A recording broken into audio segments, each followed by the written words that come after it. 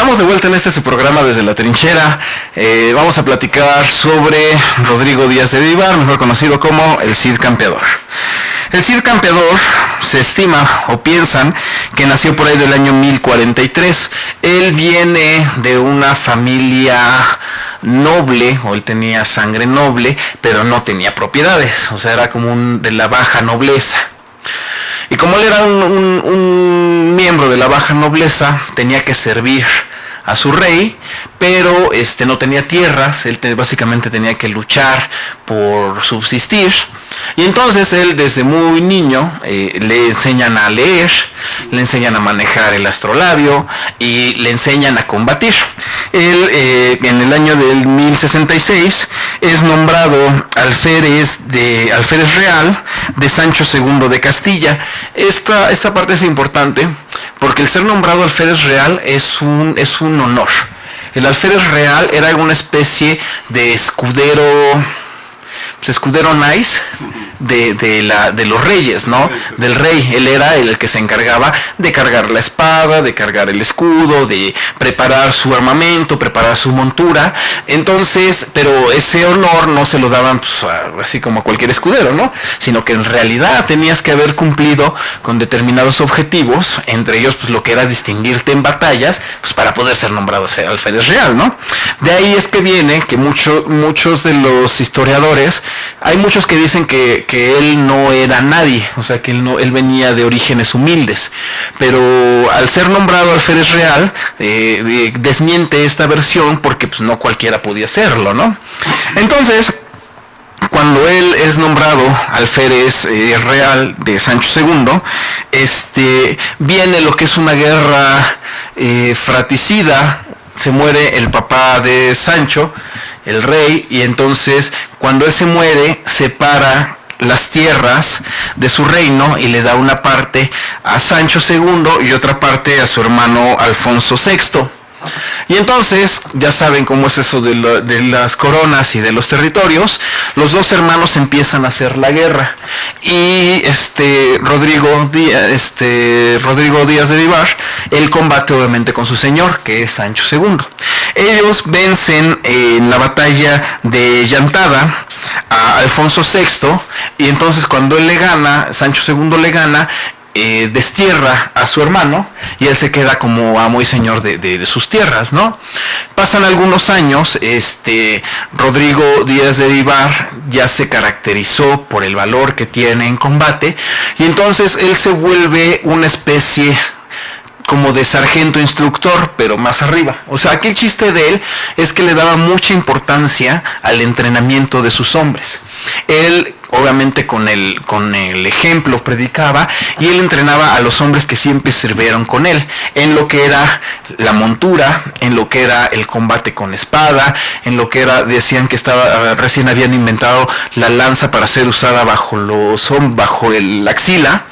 Y entonces tal como les mencionamos en la Guerra de los 100 años, si mal no recuerdo, pues ese fue un invento revolucionario, porque de repente el caballo, las lanzas se usaban en los caballos y las lanzaban como jabalinas, o las ponían por abajo, y al alimentar la lanza que se usaba bajo la axila, pues lo que hacías es que le dabas una extensión de un par de metros adelante de tu caballo, y con eso las monturas rompían las líneas y seguían derechos, ¿no? O sea, fue el invento más maravilloso después de la cerveza en lata.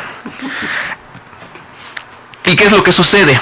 El Cid Campeador se destaca por el éxito que él tiene en combate y por el éxito que él tiene entrenando a los hombres. Me gustaría hacer un pequeño acotamiento. Estamos viviendo en la España en el año 1000, ¿sí? España siempre ha sido un territorio que fue conquistado. España fue territorio cartaginés antes de tiempos de Cristo. Después fueron romanos. Cuando los romanos desaparecieron fueron visigodos, por ahí del año 710, algo por ahí. Después, 100 años después de la muerte del profeta Mahoma, ellos comienzan a hacer guerras de extensión, y entonces los musulmanes llegan a territorio peninsular y se comen toda España. Cuando ellos se comen toda España, a excepción de una pequeña franja ahí en el norte, son los tiempos, fíjese, son los tiempos de de mayor avance cultural y esplendor cultural que los españoles, o bueno, más bien que toda Europa había alcanzado hasta ese momento, ¿no?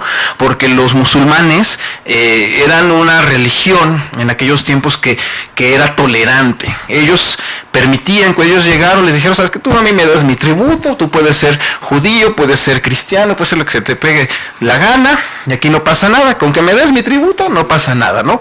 Y ellos llegan con grandes innovaciones, ellos llegan con alimentos como el azúcar, ellos llegan con el azafrán, llegan con las naranjas, esas famosas naranjas españolas, pues las llevaron los moros.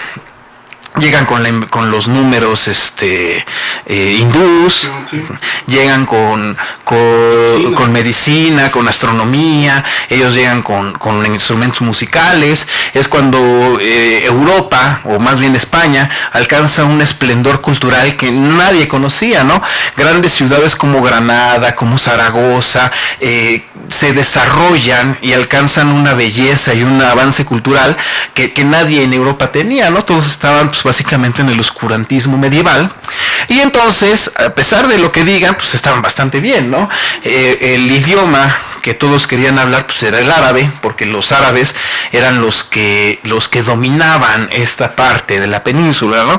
Y los cristianos pues básicamente eran pueblos no bárbaros, pero no estaban tan desarrollados.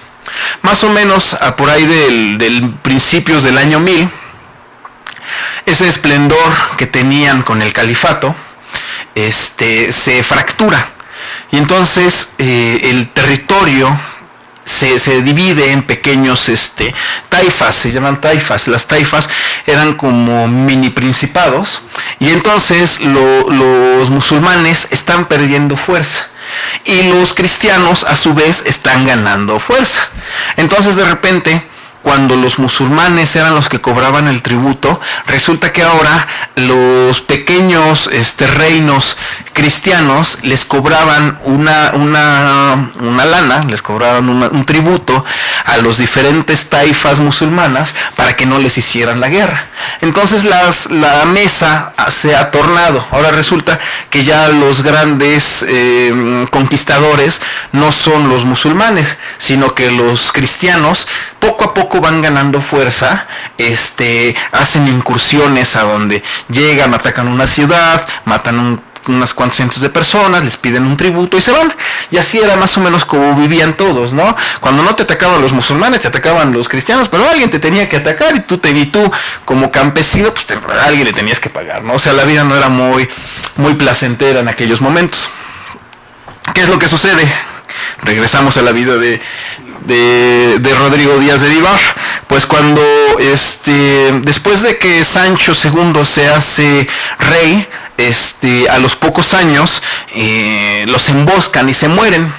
Entonces esta parte es importante porque Sancho II muere, su hermano Alfonso VI regresa a sus territorios, se convierte en el nuevo rey.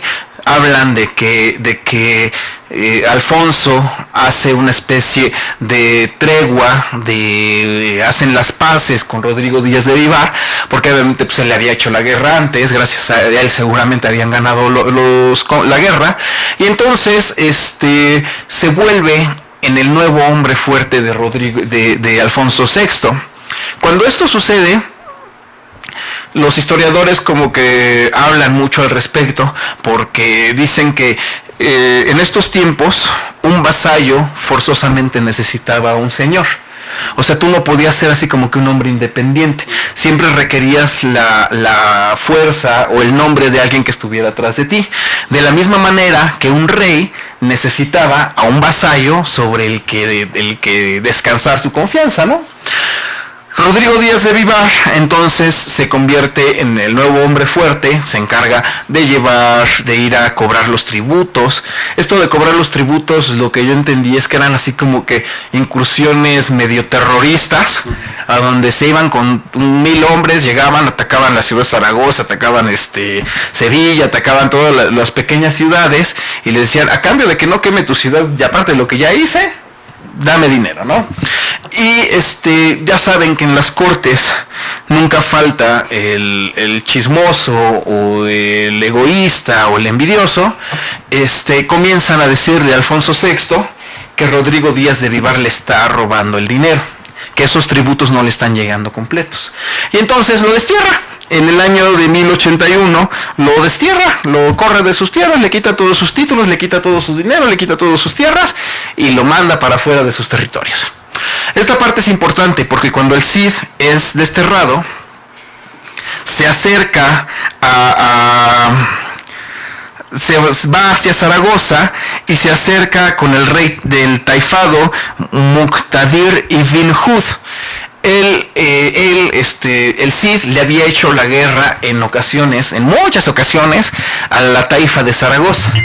Pero como ahorita él tiene la necesidad de un señor para servirle, ni tardo ni perezoso se presenta en la corte de este taifa y le dice: ¿sabes qué? Ando buscando trabajo. ¿Me quieres ahora sí que me quieres contratar?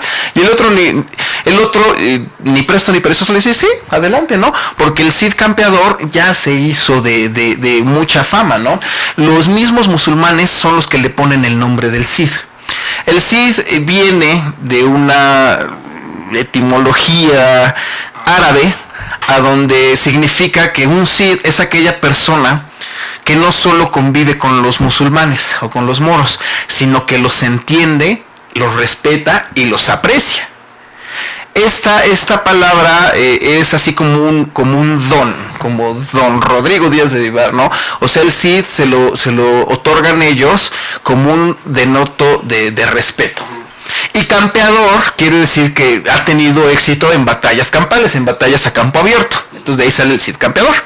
Entonces en el año 1081, el Cid, después de combatir con un señor cristiano, se pasa con un señor musulmán y entonces le presta sus servicios maravillosamente. De la misma manera en la que él había trabajado con Alfonso VI y con Sancho II, pues le presta sus servicios ahora en señor musulmán, ¿no?